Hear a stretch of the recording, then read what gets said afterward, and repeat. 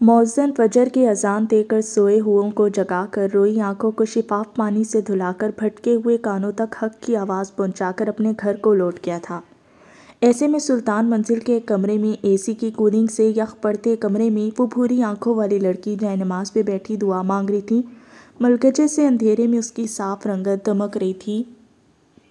وہ دعا مانگ کر جیسے اٹھی اس کی آنکھوں کی پتلیاں یکدم ساکت ہو گئیں، زبان جیسے مفلوج ہو گئی۔ سامنے ہی بیڈ پہ اس کا بھوری آنکھوں والا شوہر نرم سی نظروں سے اسے دیکھ رہا تھا۔ اس کی آنکھوں میں کچی نیند سے اٹھنے کی داستان رقم تھی، بال بکھرے ہوئے تھے۔ میں نے آج نماز پڑھی ہے، میں روز نہیں پڑھتی، میں وہ ہکلانے لگی تھی۔ اچھی لگ رہی ہو، سفیر کی نرم آواز پہ اس کو اپنے حواس ظاہر ہوتے محسوس ہوئے۔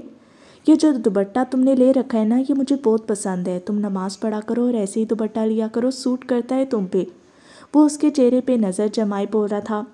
آپ کو میری نماز پڑھنے سے کوئی مسئلہ نہیں ہے؟ محرمہ کو لگا تھا جیسے وہ اپنے پیروں پہ نہیں کھڑی رہ سکے گی۔ سفیر کی آنکھوں میں حیرت ابھری تھی۔ مجھے نماز سے کیا مسئلہ ہو سکتا ہے، وہ بھی تمہاری دین؟ ہر انسان کا ذاتی مسئلہ ہے، بلکہ مجھے تو نماز پڑھنے والی لڑکیاں اچھی لگتی ہیں۔ تم آج مجھے زندگی میں پہلی بار سب سے اچھی لگی ہو، میں کافی دیر سے تمہیں دیکھ رہا ہوں، وہ مسکراتے ہوئے کہہ رہا تھا۔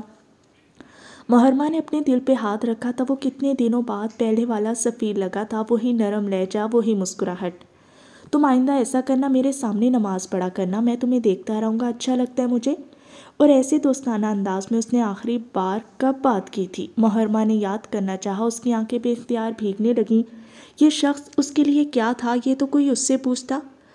آپ کو تو نماز پڑھنے والی لڑکیاں نہیں پسند تھیں؟ اے سی کی کولنگ اور ٹھنڈے فرش پہ اس کے ننگے پیر اس کی ریڑھ کی ہڈی تک جمنے لگی تھیں۔ سفیر کو اس ٹمپریچر کی عادت تھی، لیکن اسے نہیں۔ اس کی سماعتوں میں فروا کی آواز گونج رہی تھی۔ وہ 4 عورتوں کے درمیان ایک پارٹی میں کھڑی فخر سے کہہ رہی تھی، میرے سفیر کو تو یہ 5 وقت کی نماز اور قرآن بس ایک پابندی لگتی ہے۔ بس وضو کر کے ایک نماز سے دوسری کے انتظار میں بیٹھے رہو۔ اپنی کوئی زندگی ہے یا نہیں؟ ویسے دین میں انسان کے لیے اپنے لیے بھی کوئی سپیس ہونی چاہیے، ورڈ سے نہیں تو مجھے کیوں ایسا لگے گا؟ سفیر کی آواز اس کو ہوش میں لائی تھی۔ Are you serious? میں ایسا کیوں کہوں گا؟ ٹھیک ہے نماز نہیں پڑھتا، لیکن جو پڑھتا ہے اسے کیوں برا سمجھوں گا؟ وہ سخت متعجب تھا۔ محرمہ کے سینے میں جیسے کسی نے گھونسا دے مارا ہو۔ اس نے اس شخص کے لیے خدا کو چھوڑ دیا؟ اس نے سوچا۔ مجھے بس 2 طرح کی عورتیں نہیں پسند، ایک بد کردار، دوسری بزدل۔ دونوں ہی نسل خراب کرتی ہیں۔ بد کردار عورت اپنے سارے خاندان کو ذلیل کرواتی ہے اور بزدل عورت اپنے سارے خاندان کو بزدل بناتی ہے۔ وہ اپنے لیے سٹینڈ نہیں لیتی اور اس کی دیکھا دیکھی اس کے بچے، اس کے ساتھی بھی اسی کی طرح بنتے جاتے ہیں اور یہ سائیکل چلتا رہتا ہے۔ اس نے کہنا جاری رکھا، تم سے شادی نہ کرنے کی وجہ بھی یہی تھی، تم بزدل تھی، میں نے کبھی تمہیں اپنے لیے سٹینڈ لیتے نہیں دیکھا۔ اور حالے وہ تمہارے بالکل برعکس، وہ مجھے پسند کرتی تھی لیکن پھر بھی میری غلط بات کو غلط کہنے کا حوصلہ رکھتی تھی۔ وہ اپنے سے جڑے رشتوں کے لیے بھی سٹینڈ لیتی تھی۔ بزدل عورت سے مرد محبت کر سکتا ہے، لیکن بہادر عورت سے عشق ہو جاتا ہے۔ مرد کبھی بھی اس عورت کا نہیں ہوتا جو اس سے ڈرتی ہو، جھجکتی ہو، اس کی باتیں بلا چوں چرا مان لیتی ہو۔ مرد اس عورت کا ہوتا ہے جو اس کی آنکھوں میں آنکھیں ڈال کر اپنی بات منوانا جانتی ہو، جو مرد کی غلط بات کو غلط کہنے کا حوصلہ رکھتی ہو، جس کی زبان نہیں آنکھیں بات کرتی ہوں۔ ایسی عورت مرد کو پاگل کر دیتی ہے۔ مہر چند ثانیے اس کو دیکھتی رہی، پھر جب بولی تو اس کی آواز میں اندیشے تھے۔ کیا حالے ایسی تھی؟ وہ رکی تھی، جو کسی مرد کو پاگل کر دے؟ اس کی آواز اسے خود بیگانی لگی۔ سفیر گہری سانس بھرتا، کمفرٹر خود سے ہٹاتا اٹھ کھڑا ہوا۔ اگر حالے بے وفا نہ ہوتی تو اس کو سب معاف تھا۔ اب خود اندازہ لگا لو وہ کیسی تھی۔ مہر کے دل کو دھکا سا لگا، جبکہ وہ بول کر باتھ روم کی جانب بڑھ گیا، پھر دروازے پہ رکا۔ اس کے سر میں ایک ٹیس سی اٹھی تھی۔ وہ چوکھٹ کو تھامے سر پہ ہاتھ رکھے وہیں ٹھہر سا گیا۔ محرمہ جلدی سے اس کے قریب پہنچی۔ کیا ہوا؟ آپ ٹھیک تو ہیں نا؟ وہ پریشان ہو اٹھی تھی۔ آپ کی طبیعت خراب ہے تو ہم ڈاکٹر کے پاس چلتے ہیں، وہ اس کے بازو پہ ہاتھ رکھے فکر مندی سے کہہ رہی تھی۔ پتہ نہیں کیا ہوا، کل رات سے یہی ہو رہا ہے، شاید ڈرنک کی وجہ سے۔ وہ اب تک سر کو ہاتھوں میں پکڑے کھڑا تھا۔ پہلے تو کبھی ایسا نہیں ہوا، لیکن اب جتنا پیو اتنا کم لگتا ہے، سمجھ نہیں آ رہا کیا کروں۔ اس نے تفصیلی جواب دیا۔ آپ یہ سب چھوڑ کیوں نہیں دیتے؟ آخر آپ کو میری کوئی پرواہ ہے یا نہیں؟ کیوں میری کوئی بات نہیں سنتے آپ؟ وہ بے بسی سے پھٹ پڑی تھی۔ سفیر نے سرخ ڈوروں والی آنکھیں اٹھا کر اس کو دیکھا۔ تم نہ میری محبت ہے اور نہ میرا عشق۔ تم ایک انچاہی بیوی، اور انچاہی بیویوں کو یا تو گزارے کرنے پڑتے ہیں یا پھر طلاقیں لینی پڑتی ہیں۔ میں دونوں باتوں میں راضی ہوں، تم بتاؤ تم کیا چاہتی ہو؟ اس کے لہجے میں تصحیق تھی۔ مہر نے گیلی آنکھیں اٹھا کر اس کو دیکھا۔ میرا کیا قصور ہے سفیر؟ کیا آپ سے محبت کرنا میرا قصور ہے؟ سفیر نے اس کا بازو سختی سے دبوچ لیا تھا۔ تمہارا قصور یہ ہے کہ تم محبت میں لالچی ہو گئی۔ تمہارا قصور یہ ہے کہ تم اپنی بہن کے منگیتر سے شادی کرنے کی حامی بھر لی، یہ جانتے ہوئے کہ وہ کسی کی بے وفائی سے ڈسا ہوا پٹا ہوا مرد ہے۔ تمہارا قصور یہ ہے کہ تم نیڈی اور ڈسپریٹ ہو گئی۔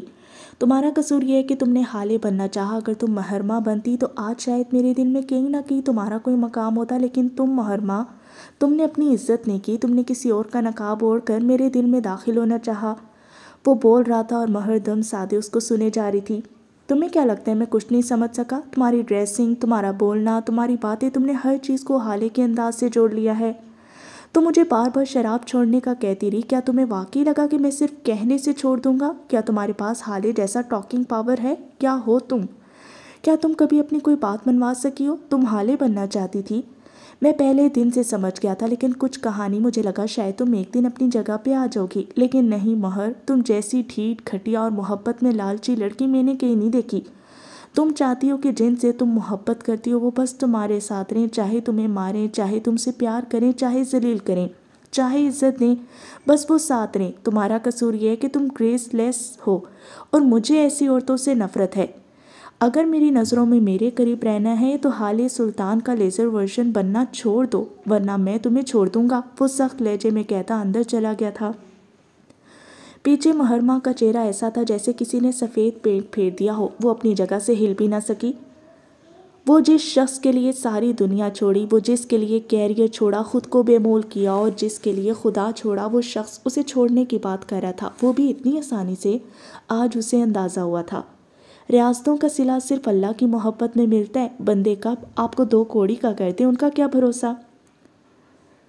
اپنے گھر میں بنی شاہانہ طرز کی جم میں اس وقت شاہد حسین ٹریک سوٹ پہنے ٹریڈ مل پہ بھاگتے نظر آ رہے تھے۔ ان کے چہرہ پسینے سے تر تھا، سرمئی آنکھوں میں سوچ کی پرچھائیاں تھیں۔ اسی وقت انہی کی طرح کی سرمئی آنکھوں والا ایک لڑکا دروازہ کھولتا اندر آیا، پاس کھڑے ملازم کو ہاتھ سے جانے کا اشارہ کیا، ساتھ ہی اس کے ہاتھ سے ٹاول اور پانی کی بوتل لے کر اپنے ہاتھ میں پکڑ لی۔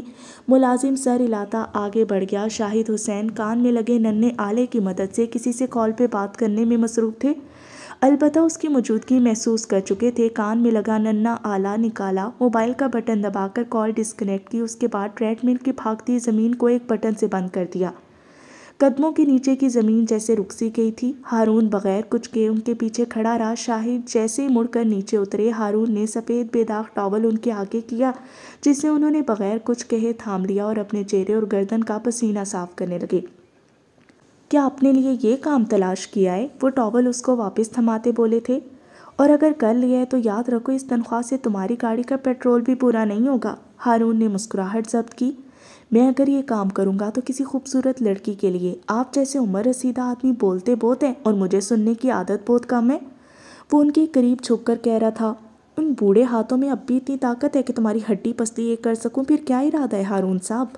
بولتے میں انہوں نے ہارون کے ہاتھ سے پانی کی بوتل لے لی تھی اور آگے بڑھ گئے۔ ہارون نے منہ کے زاویے بگاڑے تھے۔ اچھا چھوڑیں یہ سب، مجھے بات کرنی ہے آپ سے، وہ ان کے پیچھے جاتے ہوئے بول رہا تھا۔ ابھی 7:30 بج رہے ہیں، میرے فریش ہونے کا وقت ہے، فکس 8 بجے میں ناشتہ کروں گا اور 8:30 بجے مجھے آفس کے لیے نکلنا ہے، تمہاری طرح بے روزگار نہیں ہوں میں۔ وہ اپنے موبائل کو دیکھتے ہوئے آگے بڑھتے جا رہے تھے۔ ہارون ان کے پیچھے پیچھے تھا۔ یار پاپا رک جائیں، بات تو سن لے، جانتا ہوں آفس میں بہت کام آپ کے منتظر ہیں، پر چند جھوٹی تو۔ شاہد حسین کی گھورتی آنکھوں نے اس کی زبان کو بریک لگایا تھا۔ مطلب چند سچی تو بولنے ہیں، جانتا ہوں میں آپ کتنے سچے ہیں، بس وہ تو میری منہ سے نکل گیا۔ وہ سنبھل گیا تھا۔ ان جھوٹوں کے مجھے پیسے ملتے ہیں، وہی پیسے جن سے تمہارے خرچے پورے ہو رہے ہیں، کہو تو جھوٹ بولنا چھوڑ دوں؟ پھر اس شاہی گھر کو، اپنے خرچوں کو تم سنبھال لینا۔ ان کے لہجے میں واضح طنز تھا۔ ہارون تل ملا کر رہ گیا۔ ہاں ٹھیک ہے، میں نہیں کماتا، لیکن یہ کل سے آپ کچھ زیادہ تانے نہیں دے رہے، وہ جلے کٹے لہجے میں کہہ رہا تھا۔ تو کما کر دکھا دو، انہوں نے ترکی بترکی کہا۔ ہارون نے گہری سانس بھر کر کندھے ڈھیلے چھوڑ دیے۔ کیا آپ کو پتہ ہے گریف کے کتنے سٹیجز ہوتے ہیں؟ ہارون نے ان کے عین عقب میں کھڑے ہو کر سنجیدہ آواز میں پوچھا تھا۔ شاہد ٹھہر گئے، مڑ کر ہارون کو دیکھا، آنکھوں میں استحجاب ابھرا تھا، انکار، غصہ، بارگنگ، ڈپریشن، قبولیت۔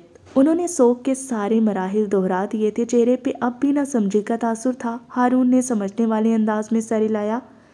صحیح کہا پاپا، اب یہ بتائیں رستم کی موت کو آپ نے آج تک قبول کیوں نہیں کیا؟ اس کا لہجہ نارمل تھا، شاہد کے چہرے کا رنگ یکدم تبدیل ہوا تھا۔ کیا بکواس ہے یہ؟ میں قبول کر چکا ہوں، مجھے پتہ ہے وہ اب کبھی واپس نہیں آ سکتا، میں مان چکا ہوں۔ ایک طوفان آیا اور میری سب سے قیمتی چیز لے گیا۔ تم کیا بکواس کر رہے ہو؟ ان کے لہجے میں دبا دبا غصہ تھا۔ ہارون 2 قدم آگے آیا، ان کی آنکھوں میں دیکھا اور کہنا شروع کیا۔ سوگ کے آخری مرحلے قبولیت کے 2 مراحل ہوتے ہیں۔ پہلا، آپ مان لیتے ہیں جو انسان آپ کی زندگی سے چلا گیا وہ چلا گیا اور اب واپس نہیں آئے گا، اور آپ اس کے بغیر جینے کی کوشش کرتے ہیں۔ دوسرا، آپ مان لیتے ہیں کہ جو انسان آپ کی زندگی سے چلا گیا وہ اب نہیں آئے گا۔ اور شاہد حسین سانس روکے اسے سن رہے تھے۔ جم خانے میں ہارون کی آواز گونج رہی تھی، اور آپ اس کو کسی اور میں ڈھونڈنا شروع کر دیتے ہیں، کسی اور میں اس کا عکس، اس کی پرچھائی، اس کی شبیہ ڈھونڈنے لگ جاتے ہیں، جس طرح آپ نے رستم کے بعد مجھ میں ڈھونڈی۔ شاہد کو لگا جیسے کسی نے ان کے منہ پہ زوردار تھپڑ دے مارا ہو۔ وہ گنگ ہو گئے، زبان تالو سے چپک گئی۔ یہ کیسا نقاب تھا جو آج اترا تھا؟ وہ کچھ کہنا چاہتے تھے، ہارون کی باتیں جھٹلانا چاہتے تھے، یا پھر کم از کم اس کے منہ پہ ہاتھ رکھ کر اسے چپ کرانا چاہتے تھے، لیکن نہیں کر سکے۔ وہ لٹھے کی مانند سفید چہرہ لیے اسے بولتے ہوئے سنے گیا۔ آپ نے ہارون کو رستم بنانا چاہا، حالانکہ یہ ایسا تھا جیسے زمین کو آسمان سے ملانا۔ وہ اچھا تھا نہ میں برا، ہم بس مختلف تھے پاپا، ہم کبھی ایک نہیں ہو سکتے۔ نہ وہ ہارون بن سکتا تھا نہ میں رستم۔ اسے اللہ نے اپنی باتوں اور ذہانت سے لوگوں کے دل جیتنے بھیجا تھا، اور مجھے کسی کی زندگیوں میں رنگ بھرنے۔ صرف اتنی سی بات تھی اور آپ سمجھ ہی نہیں سکے۔ اس کے لہجے میں طنز نہیں تھا، آواز بھی بلند نہیں تھی، وہ بس بتا رہا تھا۔ شاہد کو اپنے پیروں پہ کھڑے ہونا مشکل لگا۔ اس کے جانے کے بعد آپ نے مجھ سے وہی سب ایکسپیکٹ کیا جو رستم کر سکتا تھا، گریڈ سے لے کر کپڑوں تک، بولنے سے لے کر کھانے پینے، ہنسنے بولنے تک۔ آپ نے ہر جگہ مجھے اس کے جیسا بنانا چاہا۔ میں نے کوشش کی، خدا کی قسم میں نے کوشش کی۔ I tried my best. اس نے گردن جھکا لی۔ لیکن میں اس جیسا نہیں بن سکا یار، میں اس کے جیسا نہیں تھا۔ میں ہارون اور مجھے رنگوں کے لیے بنایا گیا تھا۔ آئی ایم سوری، میں وہ نہیں کر سکا جو آپ چاہتے تھے۔ میں نے آپ کا فیورٹ بیٹا مار دیا۔ I am sorry. شاہد خاموش ہو گئے، کچھ نہیں کہہ سکے۔ کیا ان کے پاس کہنے کو کچھ تھا؟ کافی دیر بعد ہارون نے گردن اٹھائی تھی، شاہد کی بیران آنکھوں میں دیکھا۔ میں اپنے لیے خود کوئی فیصلہ لینا چاہتا ہوں، تاکہ میں بعد میں اگر پچھتاؤں تو وہ میرا اکیلے کا پچھتاوا ہو۔ اس کا لہجہ اب کے سنجیدہ تھا۔ شاہد اس کو دیکھتے ہوئے نیچے بچھے ہوئے رگ پہ بیٹھ کے، ہارون بھی ان کے ساتھ بیٹھ گیا ٹانگیں سمیٹ کر۔ لیکن مجھے کچھ وقت چاہیے پاپا، میری ساری زندگی پلان شدہ تھی، حالے اور میں اور ہماری زندگی، ہم کوئی ریستوران کھول لیتے یا کچھ اور کر لیتے، لیکن جو بھی ہوتا ہم ساتھ ہوتے۔ آہستہ آہستہ کہہ رہا تھا شاہد، بغور اسے سن رہے تھے۔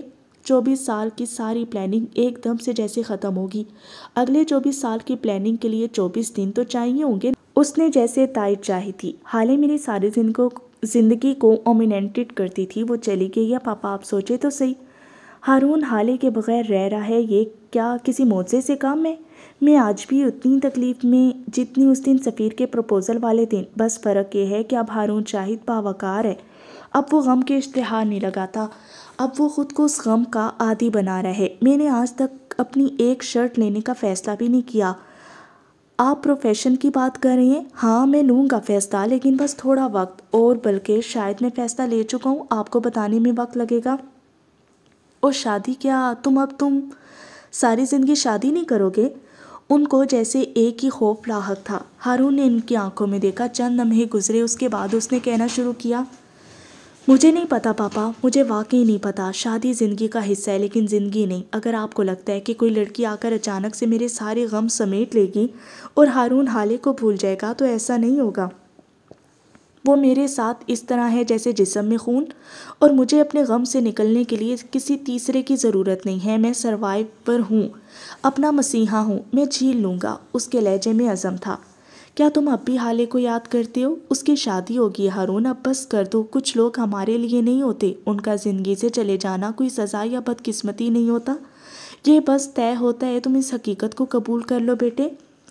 میں کر چکا ہوں لیکن میرا دل بہت بری طرح ٹوٹ گیا ہے۔ اس کے لہجے میں غم تھا۔ اس کو جوڑنا بہت مشکل ہے، مجھے بہت تکلیف ہو رہی ہے۔ وہ کوئی ایک تعلق نہیں تھی جسے بھول جاؤں۔ میں نے حالے کے علاوہ کوئی دوست نہیں بنائے، میں نے اس کے علاوہ کوئی رازدار نہیں بنایا، اس کے علاوہ کوئی فیملی نہیں دیکھی۔ وہ میرے لیے آل ان ون تھی۔ میں یہ نہیں کہہ رہا کہ میں اس کا سوگ لے کر بیٹھ جاؤں گا یا اس کے غم میں سر میں مٹی ڈالوں گا۔ میں ان سب چیزوں سے کافی آگے آ گیا ہوں۔ میرا ریموٹ اب میرے اپنے ہاتھ میں ہے۔ لیکن وہ رکا تھا، آنکھوں میں کرب اترا تھا، چہرے پہ اذیت کے تاثرات تھے۔ لیکن میں اس سے دور نہیں جا سکتا، یہ میرے لیے ناممکن ہے۔ وہ ضروری ہے سانس لینے جتنی ضروری۔ کیا آپ نے کسی سانس کے مریض کو بغیر آکسیجن ماسک کے دیکھا ہے؟ وہ بے بسی سے بولا تھا۔ شاہد بس اس کو دیکھے گئے۔ رستم کے بعد آپ نے مجھے قبول کر لیا، سوسائٹی نے نہیں۔ کیا اسکول میں کوئی بچہ میرے ساتھ کھیلتا نہیں تھا؟ اس کے لہجے اور اس کی آنکھوں میں ایسی اذیت تھی کہ کسی کا بھی دل پھٹ جائے۔ کوئی بچہ مجھ سے بات نہیں کرتا تھا، سارے دوست، سب رشتے اس وقت کے بعد جیسے ختم ہو گئے، اور باقی رہا کون؟ حالے۔ شاہد اتنی ہلکی آواز میں بولے کہ بمشکل خود سن سکیں۔ ہارون نے سر ہلایا، انداز میں شکست خوردگی تھی۔ بالکل، باقی رہی حالے، بس حالے تھی۔ اس کے باپ نے اسے مجھ سے ملنے سے نہیں روکا۔ اسکول کے بعد کالج آیا، وہی سب دوست اور وہی سرکل کالج میں پھر سے ملا۔ مجھے بلی کرتے تھے پاپا۔ ہارون کی آنکھوں میں سرخی در آئی تھی، جیسے بہت مشکل سے ضبط کیا ہو۔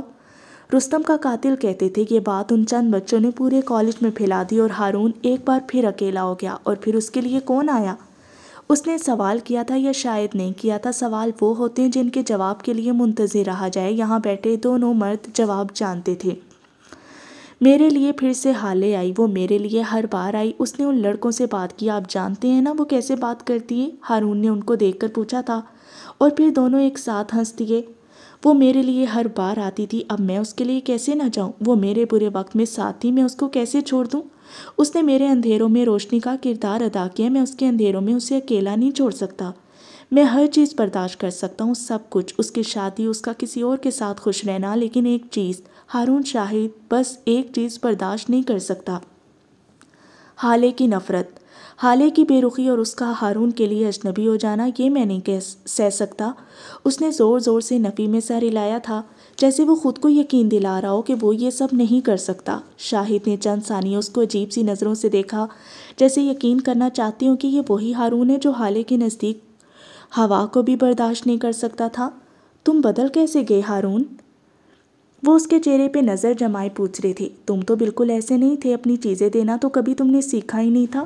اور حالے، تم حالے کی قربانی دینے کو کیسے تیار ہوگے؟ کوئی ایک واقعہ، کوئی ایک بات انسان کو کیسے بدل سکتا ہے؟ شاہد حسین کی آنکھوں میں لاتعداد سوال تھے، ان کے لہجے میں شبہات تھے۔ ہارون نے نظریں اٹھا کر ان کو دیکھا۔ کیا آپ کی زندگی میں کبھی فجر میں جگانے جیسا لمحہ آیا ہے؟ شاہد کی آنکھوں میں تحیر اترا تھا۔ فجر میں جگانے جیسا لمحہ؟ ہارون نے اس بات میں سر ہلایا۔ بالکل، فجر میں جگانے جیسا لمحہ۔ کیا آپ نے کبھی نوٹ کیا جب فجر کی اذان ہوتی ہے اور جب کوئی الارم یا اذان کی آواز سے ہماری آنکھ کھلتی ہے اور ہم اٹھ بیٹھتے ہیں، وہ لمحہ کیسا ہوتا ہے؟ وہ پوچھ رہا تھا۔ شاہد حسین نے بے اختیار نفی میں سر ہلایا۔ ہارون مسکرایا تھا۔ وہ جاگنے کا لمحہ ہوتا ہے، ایک لمحہ، بس ایک لمحہ۔ اگر آنکھوں کو زبردستی کھلا رہنے دیا، اگر ایک لمحے میں بستر سے اٹھ کر بیٹھ کے، اگر ایک لمحے میں حق کی آواز پہ لبیک کہہ دیا تو فجر مل جاتی ہے، ورنہ اگلے ہی لمحے ایک گہری اور غفلت بھری نیند آپ پہ طاری ہو جاتی ہے۔ جاگنا اس ایک لمحے میں ہوتا ہے، ورنہ فجر قضا ہو جاتی ہے۔ کیا آپ کبھی دوسرے لمحے میں جاگے ہیں؟ کوئی نہیں جاگا ہوگا، کوئی بھی نہیں۔ اور اگر کوئی دوسری سطح پہ جاگا بھی ہوگا تو اس نے یا تو قضا پڑھی ہوگی یا پھر نماز میں وہ سکون ملا ہی نہیں ہوگا۔ شاہد نے حیرت سے ہارون کو دیکھا تھا۔ اب بات کچھ سمجھ میں آنے لگی تھی۔ ان کا بیٹا کہے جا رہا تھا، ایک بات یا ایک واقعہ انسان کو نہیں بدلتا، انسان خود اپنے آپ کو بدلتا ہے۔ ہر انسان کی زندگی میں اس کو اس کے خواب سے جگانے کے لیے ایک لمحہ آتا ہے۔ کوئی جاگ جاتا ہے اور کوئی آنکھیں بند کر لیتا ہے۔ جو جاگ جاتا ہے اس پہ اللہ اپنا کرم کرتا ہے اور آسانیاں پیدا کر دیتا ہے، اور جو سو جاتا ہے اس کی فجر قضا ہو جاتی ہے۔ میں نے نیند کو بھگا کر، سستی سے جان چھڑوا کر زبردستی اپنی آنکھیں کھول لیں اور مجھے فجر مل گئی پاپا۔ یہ میں نے نہیں کیا، یہ حالے نے بھی نہیں کیا، یہ اللہ نے کیا، اور اس نے اس لیے کیا کیونکہ شاید دور کہیں میں یہی چاہتا تھا۔ اس نے آنکھیں کھلوا دیں کیونکہ ان پہ لگی پٹی میں اب دنیا اندھیری لگنے لگی تھی۔ اس نے میری اندھیری دنیا کو رنگین کرنے کے لیے میرے ہاتھوں میں رنگ دے دیے اور اب لگتا ہے جیسے میں ان رنگوں کو چھوڑ ہی نہیں سکتا۔ یہ رنگ میرا عشق ہے، میرا ہنر، میرا کام۔ آپ نے مجھ سے فیصلہ لینے کو کہا تھا نا، میرا فیصلہ میرے رنگ ہے۔ اب ہارون شاہد رنگوں کے بغیر نہیں رہ سکتا کیونکہ میں جان گیا ہوں یہی میرا اصل ہے، یہ میرا ٹیلنٹ اور یہی مرہم۔ وہ بول کر مسکرایا تھا، نم ہوتی آنکھوں کو ہتھیلی کی پشت سے رگڑ کر صاف کیا۔ شاہد یک ٹک اسے دیکھے گئے بغیر پلک جھپکے۔ ہارون، کیا تمہیں لگتا ہے حالے اور تمہارا تعلق دوبارہ سے ویسا بن سکتا ہے؟ اس نے نفی میں سر ہلایا۔ مجھے ویسا تعلق چاہیے بھی نہیں پاپا، میں آرٹسٹ ہوں، مجھے چیزیں ری سائیکل کرنی آتی ہیں۔ ہمارے تعلق کو بھی ری سائیکلنگ کی ضرورت ہے۔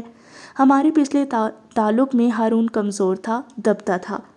دبتا تھا؟ شاہد نے تعجب سے دہرایا۔ کیا حالے ٹاکسک تھی؟ ان کے لہجے میں بے شمار حیرت تھی۔ ہارون نے سر ہلایا۔ ہاں، حالے ٹاکسک تھی، میرے معاملے میں وہ ٹاکسک تھی۔ اس نے اعتراف کیا تھا، دوستی میں برابری ہونی چاہیے، ہمارے تعلق میں نہیں تھی۔ یہاں وہ ملکہ تھی اور میں غلام، میری بات کی کوئی اہمیت نہیں تھی اور اس کی باتیں حرف آخر۔ میری رائے نہیں سنی جاتی تھی اور اس کے مشورے سے ہی۔ لیکن اب ایسا نہیں ہوگا، اس نے اپنا رویہ بدلنا ہوگا۔ یہ کیسے ہو سکتا ہے؟ حالے ٹاکسک کیسے ہو سکتی ہے؟ وہ اب بھی سخت متعجب تھے۔ اور بالفرض اگر وہ ہے بھی تو تمہیں ایسا کیوں لگتا ہے کہ وہ ٹھیک ہو سکتی ہے؟ ٹاکسک لوگ کبھی ٹھیک نہیں ہوتے۔ ان کے لہجے میں ہزار اندیشے تھے۔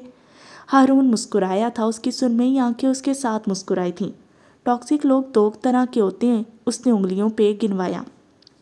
پہلے وہ جن کو پتہ ہوتا ہے کہ وہ ٹاکسک ہیں، ان کا رویہ غلط ہے، وہ لوگوں کو ہرٹ کر رہے ہیں، ان کے اندر برائیاں ہیں، لیکن وہ یہ سب کچھ ماننے کو تیار نہیں ہوتے، وہ اپنا رویہ بدلنے کو تیار نہیں ہوتے، وہ اپنے اس عمل کو جسٹیفائی کرتے ہیں یہاں تک کہ وہ اپنے سے جڑے تعلقات کو کھو دیتے ہیں۔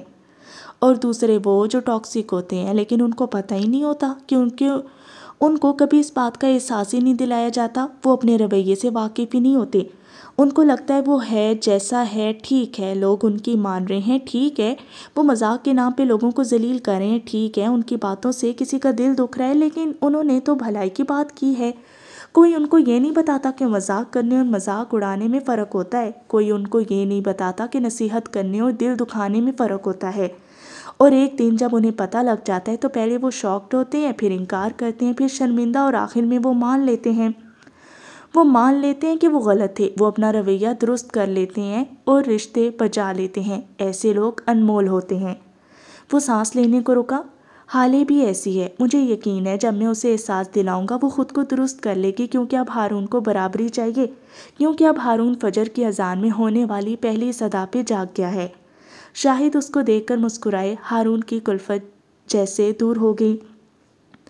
تمہیں لگتا ہے پینٹنگ تمہارے خرچے جھیل سکے گی؟ کیا تم اس کمائی سے زندگی گزار سکو گے؟ وہ جیسے اس کے اس فیصلے سے خوش نہیں تھے۔ ہارون نے ان کو نہیں دیکھا، وہ گردن تیرچی کیے دوسری جانب دیکھنے لگا۔ مجھے اپنی شاہانہ زندگی کو مینٹین رکھنے کے لیے کچھ اور کرنا ہوگا، میں جانتا ہوں، لیکن میں ایسی زندگی کا کیا کروں گا جس میں خوشی اور سکون ہی نہ ہو؟ رنگ مجھے خوشی دیتے ہیں، میرا غم میری کلفت دور کر دیتے ہیں۔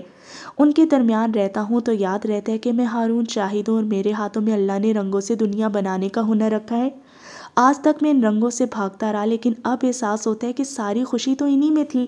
اللہ نے میرا دل تو انہی کے ذریعے جوڑنا تھا، میرا اصل تو یہی تھے، اور جب انسان اپنے اصل کی طرف لوٹ آتا ہے تو کوئی واپسی نہیں ہوتی۔ میں اب خوش ہوں، ہاں میرا دل ٹوٹا ہوا ہے لیکن میں آرٹسٹ ہوں، میں ٹوٹی ہوئی چیزوں کو جوڑتے جوڑتے ایک دن اس اصل آرٹسٹ انگلی آسمان کی جانب اٹھائی، اس سے اپنا دل بھی جڑوا لوں گا، آپ فکر نہ کریں۔ اب ہارون اپنے ساتھ، اپنے اصل کے ساتھ خوش ہے۔ وہ اٹھ کھڑا ہوا، چوڑی ہتھیلی اپنے باپ کے سامنے پھیلائی، اور اگر کوئی کمی ہوئی تو آپ کے بینک اکاؤنٹ تو ہے ہی۔ آخر میں اس کا لہجہ ہلکا پھلکا ہو گیا۔ شاہد حسین ہنستے ہوئے اٹھ کھڑے ہوئے تھے۔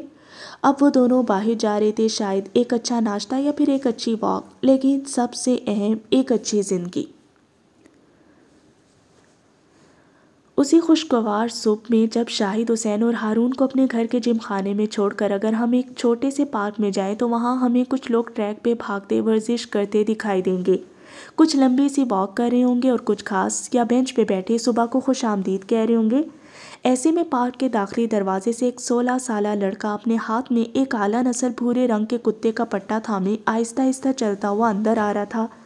کتا بار بار اچھل اچھل کر اس کے قد کے برابر آنے کی کوشش کرتا اور وہ لڑکا کھلکھلا کر ہنسنے لگتا، جیسے کوئی ماں اپنے بچے کی شرارت دیکھ کر ہنستی ہو۔ ذرا ذرا فاصلہ طے کرنے کے بعد وہ رک جاتا اور اپنے ہاتھ میں پکڑی سرخ بال کو دور اچھال دیتا، پھر اپنے کتے کے پٹے کو ذرا سا ڈھیلا چھوڑ دیتا۔ وہ فوراً اچھلتا ہوا جاتا اور بال اپنے منہ میں لیے واپس آ جاتا۔ بدلے میں اس کا مالک اس کے سر پہ ہاتھ پھیرتا اور وہ اعلیٰ نسل کتا جیسے اندر تک شانت ہو جاتا۔ بہت ٹیلنٹڈ کتا ہے تمہارا، اپنے عقب سے آتی آواز پہ وہ بری طرح ٹھٹکا تھا۔ اس نے مڑ کر دیکھا تو سامنے ہی سرمئی ٹریک سوٹ میں ملبوس پسینے میں نہایا ہوا عمر حیات کھڑا تھا۔ وہ شاید جاگنگ کر رہا تھا، اس کی سیاہ آنکھیں چمک رہی تھیں اور لب ہلکی سی مسکراہٹ میں ڈھلے تھے۔ اس کو اس طرح مسکراتے اور اپنے قریب دیکھ کر حسن کے جسم کے سارے اعصاب تن گئے۔ پہلی بات، تمہاری ہمت کیسے ہوئی میرے سامنے آنے کی، اور دوسری بات، یہ کتا نہیں برونو ہے، میرا بیٹا۔ آئندہ اس کو کتا کہنے کی جرات نہ کرنا۔ اس نے انگلی اٹھا کر تنبیہ کی۔ عمر نے او کے انداز میں ابرو سکیڑے تھے۔ برونو تو اس کا نام ہے نا، رہے گا تو کتا ہی۔ اب میرا نام عمر حیات ہے تو کیا میری جنس بدل جائے گی؟ میں انسان نہیں رہوں گا؟ وہ مسکراہٹ دبائے پوچھ رہا تھا۔ ہلکی ہلکی ہوا سے اب اس کا پسینہ خشک ہونے لگا تھا۔ حسن نے دانت پہ دانت جما کر ضبط کیا۔ مجھے تمہاری شکل دیکھنے کا کوئی شوق نہیں ہے، میرے سامنے مت آیا کرو، وہ بول کر آگے بڑھنے لگا۔ عمر نے اپنے قدم اس کے ساتھ جوڑ لیے۔ تو مت دیکھو میری شکل، بس آواز سن لینا۔ تمہارے بابا میری آواز کے مداح تھے، اور یقین کرو میری آواز بڑی دلکش ہے۔ اس کا لہجہ اب بھی غیر سنجیدہ تھا۔ حسن رک گیا تھا۔ بھورے بالوں والا کتا بھی ساتھ رکا تھا، لیکن اب کی اس کے انداز میں بیزاری تھی۔ وہ بار بار دم ہلا رہا تھا، قدم آگے بڑھا رہا تھا جیسے یہاں سے جانے کی جلدی ہو۔ وہ اپنے مالک کے ساتھ جس کھیل میں محظوظ ہو رہا تھا، اس نوارد نے اس کا سارا مزہ خراب کر دیا تھا۔ آخر تم چاہتے کیا ہو؟ اکیلا کیوں نہیں چھوڑ دیتے مجھے؟ میرا باپ اور بہن تو چھین لیے تم نے، اب کیا چاہتے ہو؟ اس کے لہجے میں غصے کے ساتھ ساتھ رنج بھی تھا۔ عمر کی آنکھیں سپاٹ ہوگی۔ بات کرنا چاہتا ہوں تم سے، اور تمہارے کچھ سوالات کے جواب ہیں جو میں تمہیں دینا چاہتا ہوں۔ تمہاری بہن میری بات نہیں سن رہی کیونکہ وہ وکٹم ہے۔ مجھے یقین ہے تم ضرور سننا چاہو گے۔ میں تمہاری کسی بات کا اعتبار نہیں کروں گا، پھر میرے ساتھ اپنا وقت ضائع کرنے کا کیا فائدہ؟ میرے پاس ثبوت ہے حسن، میں بے قصور ہوں، اور میں یہ ثابت کرنا چاہتا ہوں۔ بغیر ثبوت کے تو دنیا کی کوئی عدالت سزا نہیں دیتی۔ میں تم سے وعدہ کرتا ہوں، صرف 5 منٹ میری بات سن لو، اس کے بعد اگر تم میری شکل نہیں دیکھنا چاہو گے تو عمر حیات کبھی تمہیں اپنی شکل نہیں دکھائے گا۔ حسن چند لمحے مشکوک نظروں سے اس کو دیکھتا رہا۔ تنے اعصاب ذرا ڈھیلے ہوئے۔ 5 منٹ، اور اس کے بعد وہ کبھی اس کے سامنے نہیں آئے گا۔ آفر بری نہیں تھی۔ 5 منٹ سے 1 سیکنڈ کم، نہ 1 سیکنڈ زیادہ۔ ثابت کرو عمر، وہ روکھے لہجے میں کہتا۔ برونو کا پٹا تھامے سامنے رکھی بینچ کی طرف بڑھ گیا۔ چند لمحے بعد وہ دونوں ایک درخت کے سائے میں رکھے بینچ پہ بیٹھے ہوئے تھے۔ برونو پاس ہی سرخ بال سے کھیل رہا تھا۔ عمر کے ہاتھ میں اس کا موبائل تھا اور اس پہ چلتی 25 اپریل کی رات والی فوٹیج۔ حسن آنکھیں سکیڑے اسکرین پہ چلتے مناظر دیکھ رہا تھا۔ گاڑی میں سامان رکھواتا عمر اور پھر کال کرتا ہوا عمر۔ حسن نے وقت دیکھا، یہ وہی وقت تھا جب حالے اغوا ہو چکی تھی۔ تھوڑی دیر بعد وہ اندر چلا گیا اور اس کا ڈرائیور گاڑی نکال کر لے گیا۔ حسن کا سانس تک رک گیا۔ کیا وہ سچا تھا؟ اب سکرین پہ تھوڑی دیر بعد کا منظر دوڑ رہا تھا۔ عثمان گاڑی لے کر اندر آیا تھا اور واپس اپنے کوارٹر کی جانب بڑھ گیا۔ عمر نے اسکپ کر کر کے اس کو ساری رات کی فوٹیج دکھائی۔ حسن کے چہرے پہ ایک رنگ آ رہا تھا، ایک جا رہا تھا۔ اب سکرین پہ صبح سویر کا منظر تھا۔ مندی مندی آنکھوں سے گاڑی کی طرف آتا عمر حیات۔ تھوڑی دیر بعد گاڑی کھلی اور اس سے باہر نکلتی حالے سلطان۔ اس کا حلیہ بکھرا ہوا تھا۔ وہ بہت بری طرح عمر کے سینے پہ تھپڑ مارے جا رہی تھی۔ حسن کے دل کو کچھ ہوا۔ وہ اس کی بہن تھی اور کیا کیا جھیل چکی تھی، اور بس یہاں عمر کے موبائل کی سکرین تاریک ہوگی۔ ایک فلم تھی جو انٹرول میں ہی ختم ہو گئی تھی۔ اب کیا کہنا چاہو گے؟ عمر نے سنجیدگی سے پوچھا۔ یہ کوئی پختہ ثبوت نہیں ہے، اس نے کہنا شروع کیا۔ تم اغوا کے وقت جس آدمی سے بات کر رہی تھی، مجھے کیا پتا وہ کون تھا؟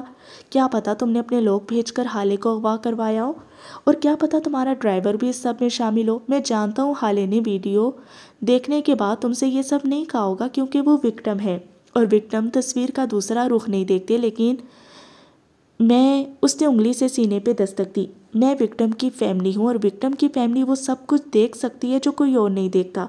सो तुम उमर हयात तो मुझे बेवकूफ़ मत बनाओ। अगर तुम वाकई बेकसूर हो तो साबित करो, कोई ऐसा सबूत लाओ जिस पे यकीन आ सके। मुझे बच्चा मत समझो, बल्कि तुम मुझे कोई आम बच्चा मत समझो। मेरा बाप जज था, उनकी अदालत में हज़ार ऐसे केसेस आते थे और वो जिन जिन मुकदमों के फैसले सुनाते थे मैं घर में उन किस्सों की रुदात बड़े शौक से सुनता था।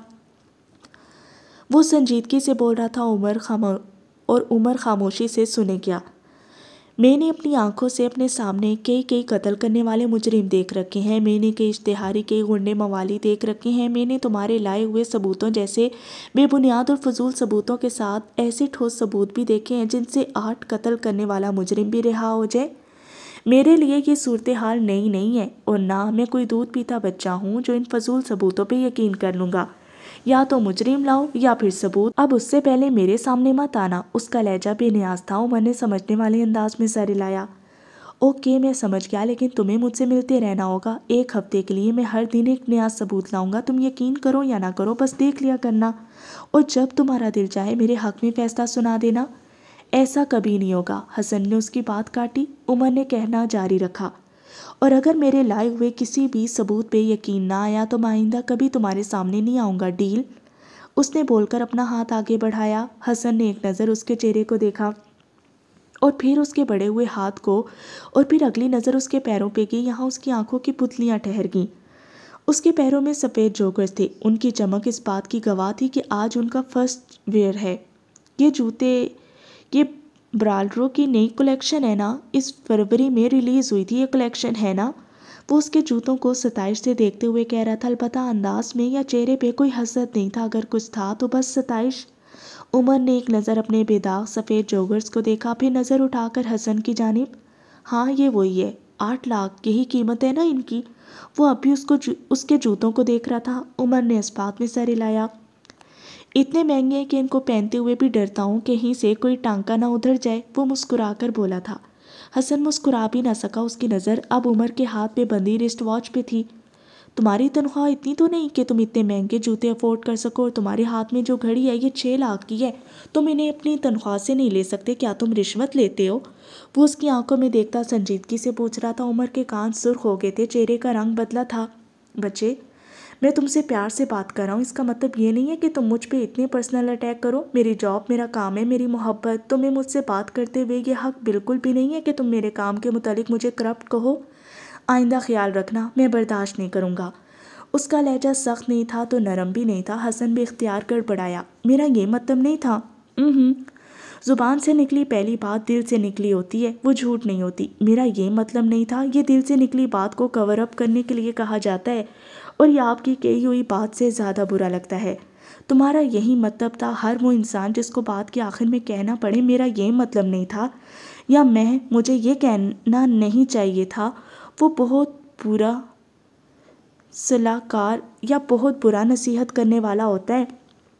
आपके मुंह से जो बात निकली आप वही कहना चाहते थे, और जब आप वही कहना चाहते थे तो अपने लफ्ज़ों को ऑन करें। वो बोलकर खामोश हुआ तो उन दोनों के दरमियान खामोशी छा गई। 5 मिनट तक 25 मिनट में बदल चुके थे, लेकिन उन दोनों को एहसास ही नहीं हुआ। थोड़ी देर बाद उमर ने खुद ही बोलना शुरू कर दिया। क्या तुम्हारे पास भी ऐसे जूते हैं? उसके लहजे में चंद मिनट पहले होने वाली बात का कोई आंसर नहीं था। उसने सिलसिला कलाम वहीं से जोड़ लिया। हसन ने नफ़ी में सर हिलाया। उसके चेहरे पे उदासी दौड़ गई।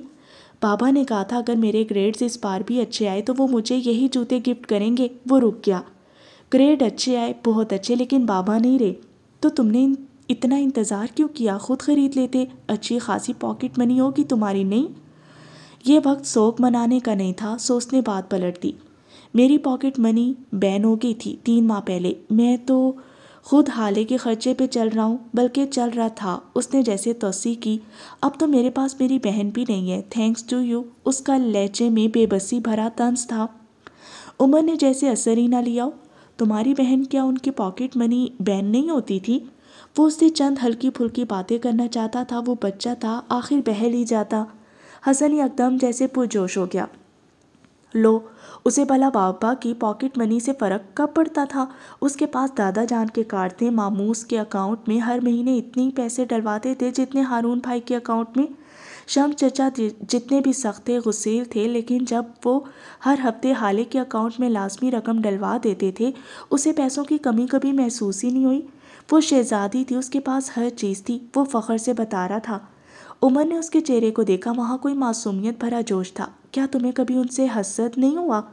یا کبھی برا نہیں لگا کہ اگر اس کے پاس اتنا پیسہ ہے تو تمہارے پاس کیوں نہیں؟ کبھی خیال نہیں آیا؟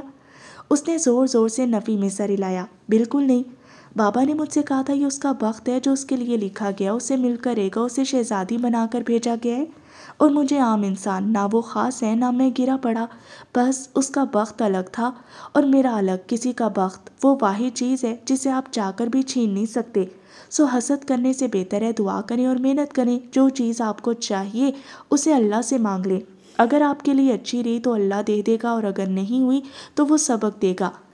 میرا گزارا اسی رقم سے ہو جاتا تھا جو بابا مجھے دیتے تھے، اور حالے کے لیے 3 مردوں کے کارڈز بھی کم ہوتے تھے۔ وہ مسکرایا۔ اس کے پاس زیادہ تھا، بہت زیادہ، لیکن وہ خوش نہیں تھی، وہ ہر وقت پیسوں کا رونا روتی تھی۔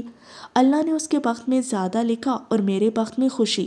جب میں اسے پیسوں کا رونا روتے دیکھتا تھا تب مجھے خود پہ رشک آتا۔ وہ سادہ لہجے میں بول کر خاموش ہو گیا۔ عمر چند ثانیے اس کو دیکھتا رہا، پھر اٹھ کھڑا ہوا۔ حسن کو نہ جانے کیوں اس کا کھڑا ہونا برا لگا، شاید اتنے دنوں بعد کوئی بات کرنے والا ملا تھا۔ کل میرے ساتھ ایک جگہ جانا چاہو گے؟ اس نے کھڑے ہوتے ہوئے پوچھا۔ میں تمہارے ساتھ کیوں جاؤں گا؟ تمہیں لگتا ہے اگر ہم نے 1-2 بار بیٹھ کر بات کر لی تو کیا ہم دوست بن گئے؟ ٹھیک ہے، میں حالے کی طرح آنکھیں بند کر کے ایک ہی بات کو بلیم نہیں کرتا، لیکن میں اب بھی تمہیں پسند نہیں کرتا اور نہ اعتبار کرتا ہوں۔